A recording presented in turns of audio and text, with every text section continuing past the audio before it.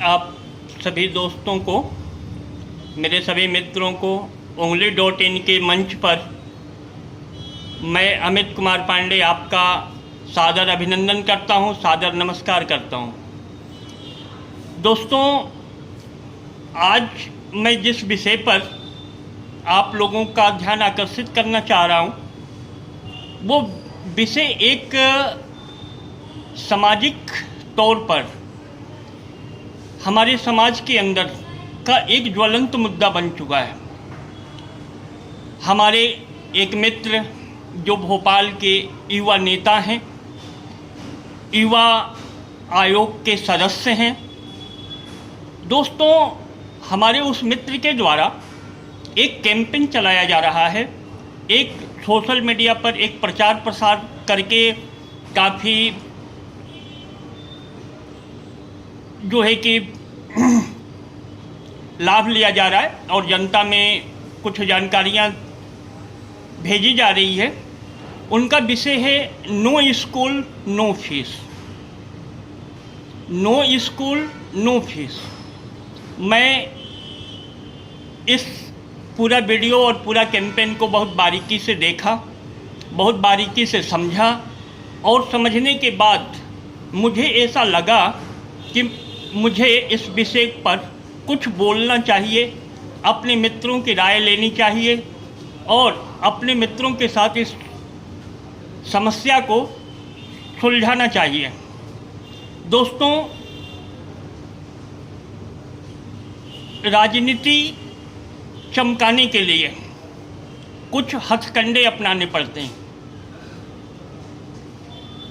ताकि लोगों में सस्ती लोकप्रियता हासिल की जा सके। इस सस्ती लोकप्रियता के चक्कर में कुछ लोग कुछ भी कहीं से भी बिना सिर पैर की कोई भी बातें समाज के सामने ले आते हैं। सोशल मीडिया एक आसान तरीका है जिस कारण से हम लोगों को सावधान रहना है, सतर्क रहना है। दोस्तों, नो स्कूल नो फीस के कैंपेन पर मैं आप लोगों के सामने ये बात रखना चाह रहा हूँ, अपनी प्रतिक्रिया रखना चाह रहा हूँ और अपना सोच आप लोगों से साझा कर रहा हूँ। हमारे युवा मित्र, युवा नेता जो कि युवा आयोग के सदस्य हैं, उनसे ये पूछना चाह रहा हूँ कि आपने बहुत अच्छा मुद्दा उठाया, आम जनता से जुड़ा हुआ मुद्दा उठाया, नो स्कूल नो फीस। माननीय युवा आयोग के सदस्य महोदय, नो स्कूल नो फीस, आपका यह प्रयास देखने में अच्छा लग रहा है, सुनने में भी अच्छा लग रहा है और जो लोग अभिभावक हैं जिनके बच्चे स्कूलों में पढ़ रहे हैं, उनके लिए तो ये नो स्कूल नो फीस एक बहुत अच्छा मुद्दा है और उनकी तालियां भी आप खूब बटोर रहे हो।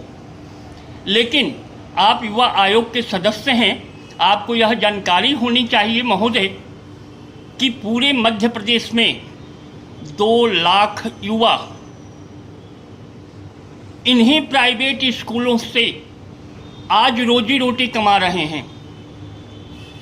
जिस भी युवा को कहीं नौकरी नहीं मिलती, वो शहरों में रहकर अपनी पढ़ाई पूरी करते हुए प्राइवेट स्कूलों में अध्यापन का कार्य करके, कोचिंग पढ़ा करके, छोटे मोटे स्कूलों में पार्ट टाइम जॉब करके आज वो अपना रोजी रोटी कमा रहे हैं, किसी के सामने भीख नहीं मांग रहे हैं। लेकिन आपके इस कैंपेन से, आपके इस प्रचार प्रसार से, आपकी इस ओछी राजनीति से, आपकी ये सस्ती लोकप्रियता हासिल करने का जरिया से आज उन लोगों के सामने यह संकट खड़ा हो गया है। मध्य प्रदेश के 2 लाख युवा बेरोजगार जो स्कूलों में अध्यापन का कार्य करते हैं, जिनसे उनसे छोटी मोटी तनख्वाह मिलती है, अगर नो स्कूल नो फीस, अगर यह आपकी योजना अगर सफल हुई तो उन 2 लाख युवा बेरोजगारों के सामने एक भीषण संकट खड़ा हो जाएगा और हो चुका है। यह कहना उचित है कि आज उनके सामने ये भीषण संकट उत्पन्न हो चुका है। आज सारे स्कूल के संचालक, सारे प्राइवेट स्कूलों के टीचर इस पसोपेश में हैं कि उन्हें क्या 3 महीने की तनख्वाह स्कूल प्रबंधन देगा। आज वो युवा बहुत सदमे में है और उनके अंदर आपकी इस कैंपेन से एक आक्रोश उत्पन्न हो रहा है। मेरे मित्र महोदय, मैं आपका एक शुभचिंतक होने के नाते मैं आपसे यह कहूँगा, आपसे यह अनुरोध करूँगा कि नो स्कूल नो फीस पर चर्चा तो करें, लेकिन उन 2 लाख बेरोजगार युवाओं के बारे में भी कैंपेन करें, उनका प्रचार प्रसार करें जिनकी रोजी रोटी इन प्राइवेट स्कूलों से चलती है। अगर नो स्कूल नो फीस, अगर स्कूलों ने, स्कूल प्रबंधन ने आपकी ये बात मान ली, अभिभावकों ने उनको पैसा न दिया, तो कोई भी स्कूल संचालक अपनी जेब से 1 रुपये भी किसी भी टीचर का पेमेंट नहीं करेगा। आज मध्य प्रदेश के दूर दराज के गांव से आकर भोपाल शहर में अपना पढ़ाई भी कर रहे हैं। अब कोई इंजीनियरिंग कर रहा है, कोई डॉक्टरी कर रहा है, कोई ITI कर रहा है, लेकिन पार्ट टाइम, क्योंकि वो आर्थिक रूप से इतने मजबूत नहीं हैं कि वो राजधानी भोपाल में अपना खर्च मेंटेन कर सकें। उन्हें मजबूरन पार्ट टाइम में इन प्राइवेट स्कूलों में नौकरी करके अपना पढ़ाई भी कर रहे हैं, अपना खर्चा भी निकाल रहे हैं।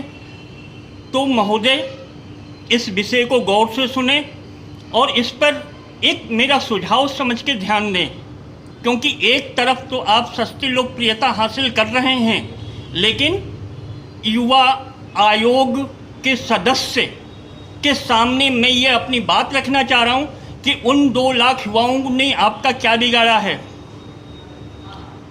उन 2 लाख युवा बेरोजगारों के सामने आपके इस कैंपेन से एक बहुत बड़ा संकट उत्पन्न हो चुका है।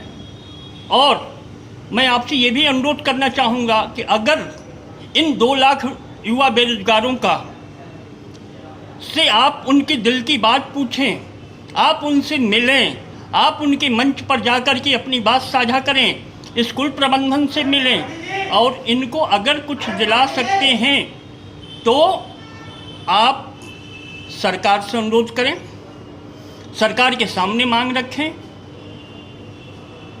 हो सकता है कि शायद सरकार आपकी बात मान ले, क्योंकि आप राजनीतिज्ञ हैं, कुछ भी संभव है। आप राजनीतिज्ञ हैं, कुछ भी संभव है। तो यह एक सराहनीय पहल होगी।